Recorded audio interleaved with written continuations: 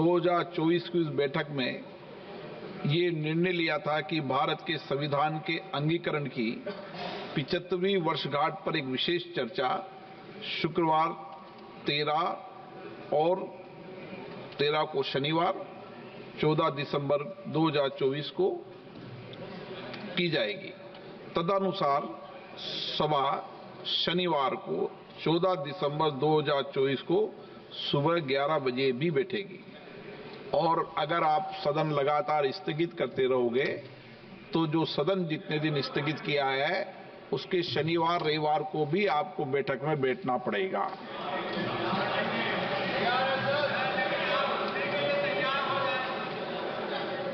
शून्यकाल से अखिलेश यादव जी। मैं धन्यवाद देना चाहता हूं अध्यक्ष महोदय आपका। नहीं, हम जो कमिटमेंट करते हैं ना उसको पूरा करते हैं, लेकिन सब दलों के नेताओं की बात में कमिटमेंट होने के बाद भी आप बेंच पे आए जो ठीक नहीं है। अध्यक्ष महोदय, कमिटमेंट में, क्रेडिबिलिटी में आपका कोई जवाब नहीं। नहीं, ये निगरान है। लेकिन दाईं तरफ वाले लोगों का थोड़ा हिसाब किताब अलग है। अध्यक्ष महोदय, मैं धन्यवाद देता हूं आपका कि आपने बहुत महत्वपूर्ण घटना पे मुझे बोलने का अवसर दिया है। संभल जो इसलिए जाना जाता था कि भाईचारे के साथ वहां रहते हैं लोग, वहां अभी से नहीं सदियों पुराना भाईचारा हजारों साल से इसी तरह रहते आए हैं। लेकिन अचानक ये जो घटना हुई है, ये सोची समझी रणनीति के तहत वेल प्लान्ड हुआ है और वहां के भाईचारे को गोली मारने का काम हुआ है। जो घटना हुई है वो सोची समझी साजिश है।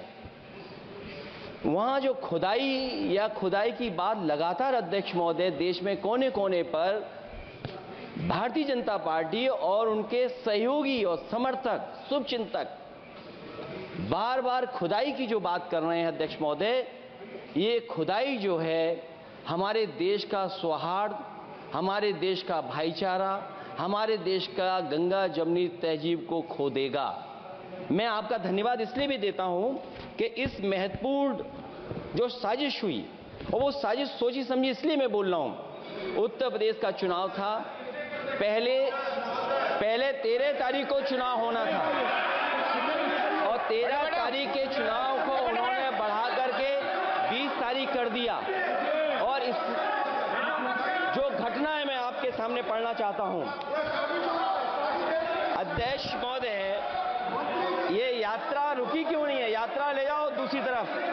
अध्यक्ष महोदय, संभल की शाही जामा मस्जिद के खिलाफ 19/11/2024 को सिविल जज सीनियर डिवीजन छंदौसी संभल में एक याचिका डाली गई।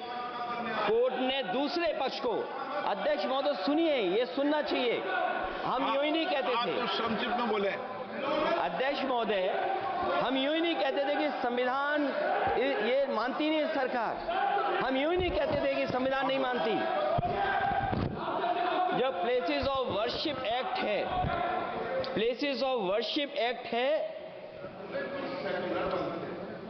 हम बनते तो बहुत कुछ हैं। संभल के शाही जामा मस्जिद के खिलाफ 19/11/2024 को सिविल जज सीनियर डिवीजन चंदौसी संभल में एक याचिका डाली गई। कोर्ट ने दूसरे पक्ष को सुने बगैर उसी दिन 19/11/2024 को सर्वे के आदेश दे दिए। ताज्जुब की बात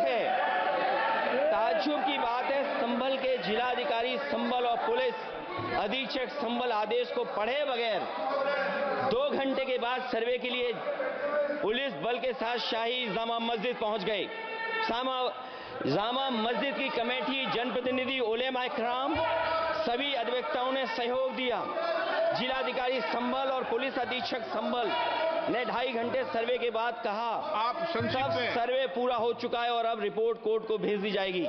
लेकिन दिनांक 22/11/2024 फ्राइडे को जुमे की नमाज के लिए लोग नमाज अदा करने के लिए जामा मस्जिद पहुंचे, लेकिन पुलिस प्रशासन ने बैरिकेड लगा दिया ताकि लोग नमाज न पढ़ सकें। उसके बाद भी लोगों ने संयम बरतते हुए नमाज अदा की और किसी प्रकार का विरोध प्रदर्शन नहीं किया। 29/11/2024 को कोर्ट की अगली तारीख तय थी।